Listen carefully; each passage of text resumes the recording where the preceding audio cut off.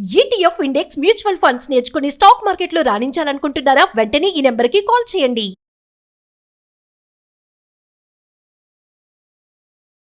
నమస్తే రమ్య గారు. నమస్తే జయ. రమ్య గారు, పచ్చదనం చాలా అవసరం అండి. బయట మనం చూసుకుంటే pollution pollution pollution maximum pollution create చేసేస్తున్నాం. అందులో మనం కూడా ఉన్నాం. తప్పట్లా కొన్ని కొన్ని. అవును. దీన్ని కాస్తైనా మనం సరి చేసుకోవటానికి పచ్చదనం వైపు ప్రతి ఒక్కరం పరుగులు పెట్టాలండి. మీ దగ్గర ఏమైనా ఐడియాస్ ఉంటే షేర్ చేయండి. పొద్దుటిపూట పార్కులకి వాటికి వాకింగ్కి వెళ్ళండి. సూపర్. ఎక్కడికైనా వీకెండ్స్ తిరగలిగే అవకాశం ఉంటే చక్కగా మనకు హైదరాబాద్ నగరానికి చుట్టుపక్కల తోటలు మనమే సొంతంగా వెళ్ళి కూరలు కోసుకోవడానికి వెసులుబాట్లు అలాంటివి ఉన్నాయి. వాటన్నిటిని యాప్ చేయండి. పిల్లల్ని తోటల్లోకి మొక్కల్లోకి మధ్యలోకి తీసుకెళ్ళండి. మీ ఇంట్లో మేడ మీద కింద పక్కన పైన అవకాశం ఉంటే శుభ్రంగా కూరలు గైర్లు మీరే పెంచుకోండి. పొద్దున సాయంత్రం వాటి మధ్య తిరగండి. ఒకవేళ లేదు, మన బాల్కనీలోనే పచ్చదనాన్ని మెయింటైన్ చేయండి. ఇంటింటా హరితవనం అలాంటివి ఏమిటో వచ్చినాయి కదా, ఏమిటో మన ఏమంటారు, మన మేడ మీద చేయి మిద్దె తోటలు అవకాశం ఉంటే చేయండి. మిద్దెలకి అపార్ట్మెంట్ జనం అంతా ఒప్పుకోరు, కొంతమంది ఒప్పుకుంటారు. ఒప్పుకుంటున్నారమ్మా. ఒప్పుకున్న అపార్ట్మెంట్ల నిండా తోటలు ఉన్నవి నేను ఒక 15 అయినా చూశాను. ఒక 3-4 నన్ను పిలిచారు, మా మేడం మీద తోట ఉందండి రండి అని. మా దాంట్లో ఒప్పుకోలేదు. మేము పెట్టుకున్నాం మొదట, ఒప్పుకోలేదు. అదైపోతుంది ఇదైపోతుంది ఏమిటో అయిపోతుంది అన్నారు. సరే ఏమైపోతుందో తెలీదు, అలాగే డ్రైగానే ఉంచుకున్నాం. మేము కిందేవో కాసిన మొక్కలు ఉన్నాయి అంతే. మా బాల్కనీలోనే మేమేవో మొక్కలు పెట్టుకుంటూ ఉంటాం. బాల్కనీలో మొక్కలు ఉన్నాయి మాకు. నేను ఇంత తోటకూర, అంత పాలకూర, బచ్చల కూర ఏవో ఒకటి పెంచుకుంటూ ఉంటా. ఇప్పుడు ప్రస్తుతం బచ్చల కూర ఫుల్గా కనపడుతోంది. అప్పుడప్పుడు కాకరకాయలు 10 కాకరకాయలు 15-20 బుజ్జి బుజ్జి టమాటాలు అవి కాస్తున్నాయి బాల్కనీలో. ఇంకా శ్రద్ధగా చేయడానికి అంత సమయం లేక చేయలేకపోతున్నాను. నేను చేస్తే నాకున్న 2 బాల్కనీల్లో శుభ్రంగా వారానికి ఒక 3 రోజుల కూరలు నేను పెట్టేసుకోవచ్చు. ఆ పని చేయండి. తర్వాత అంతంత బాల్కనీలు కూడా లేవు, ఇంట్లో పెట్టుకోండి అమ్మా పచ్చగా హాయిగా.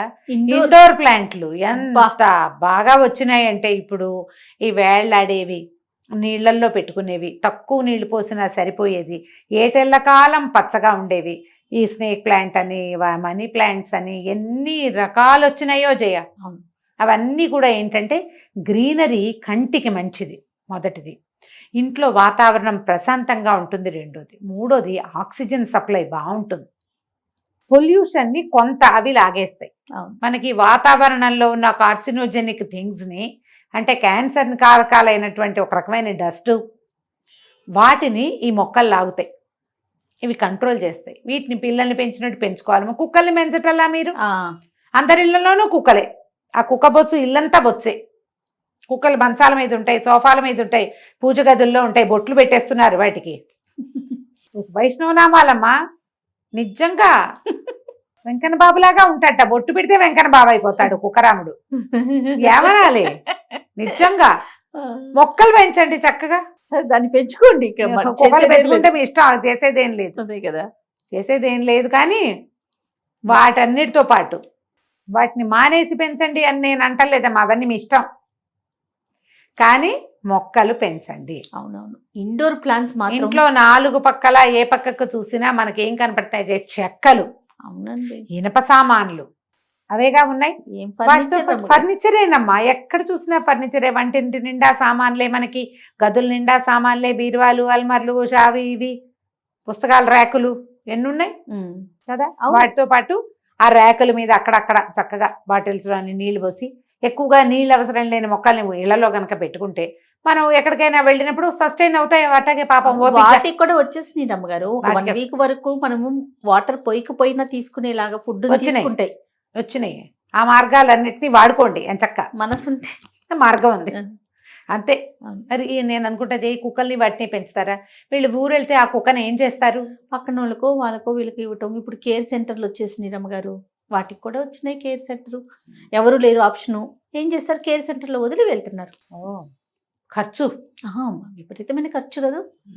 మాటలా ఇళ్లలో కుక్కలే చేయ ఇంతవి అంతవి అంతవి ఇంతవి.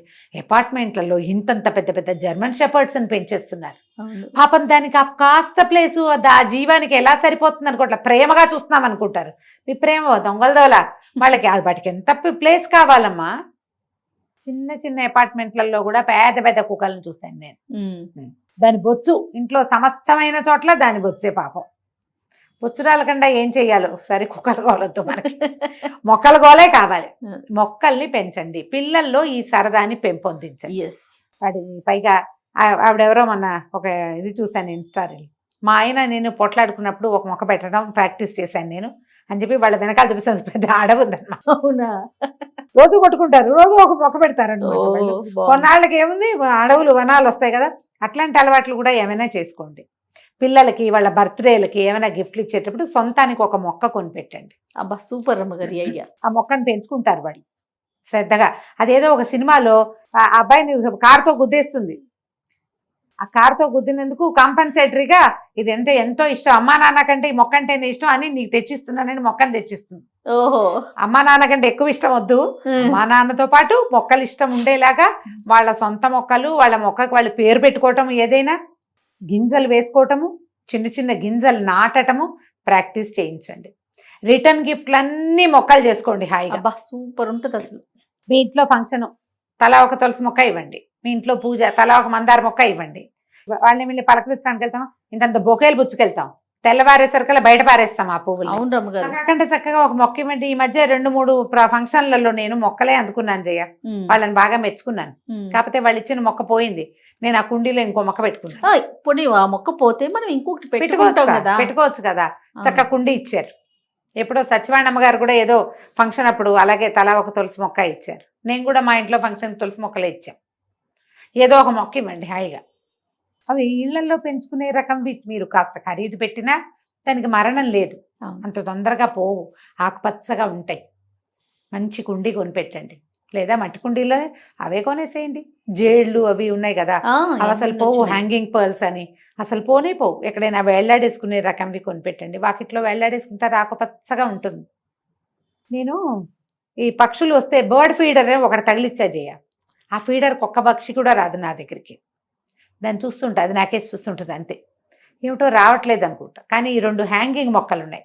ఒక ఈ బుజ్జి బుజ్జి బర్డ్స్ ఉంటాయి చూడు, కిచకి కిచకి కిచకి అని తమాషా సౌండ్ చేస్తాయి, బారుగా ఉంటుంది. అది ఆ హ్యాంగింగ్ మొక్కలో 3 సార్లు గుడ్లు పెట్టింది జయ. 3 సార్లు ఆ మొక్క చచ్చినంత పని అయింది. అది పక్కనే ఉంటుంది, గింజలు తినడానికి రాదు, కానీ ఆ మొక్కలో మాత్రం 3 సార్లు ప్రసూతి గృహం అయింది. అది దానికి ఆ పచ్చదనం కావాలి. ఆ కరెక్ట్గా అందులో ఇలా రౌండ్ గా ఉంటుంది, అందులో పెట్టేసుకుని పిల్లల్ని ఎగిరిచ్చేస్తుంది నెల తిరిగేసరికి. మా మొక్క చచ్చినంత పని అవుతుంది. దాంట్లో నీళ్లు పోయలేం కదా, పక్షులు ఉంటాయి. నేను మళ్ళీ దాన్ని ఏం చేస్తున్నా, ఇప్పుడు 3 సార్లు చేసేది, దాన్ని తీసుకుపోయి నీళ్ళ బకెట్లో పెట్టి వదిలిపెట్టేస్తున్నా. ఒక పూటకి మెల్లిగా అన్ని పక్కల నుంచి నీళ్లు పీల్చుకుని అది మళ్ళీ ఫ్రెష్ అవుతుంది, మళ్ళీ తగిలిస్తాం.